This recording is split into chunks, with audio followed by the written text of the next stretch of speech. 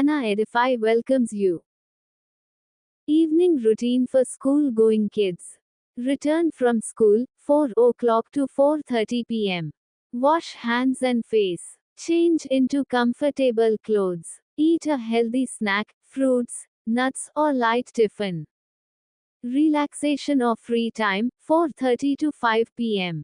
Talk with family or play indoors. Avoid screens immediately after school.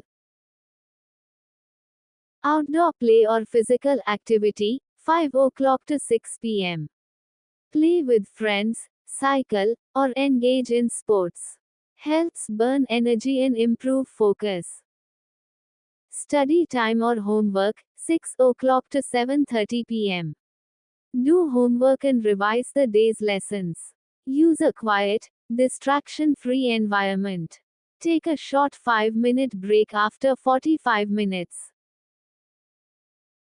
Dinner time, 7:30 to 8 p.m. Eat a light nutritious dinner with family. Avoid junk food or heavy meals before bed.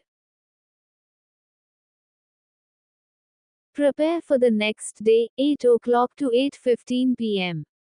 Pack school bag according to the timetable. Lay out uniform and polish shoes.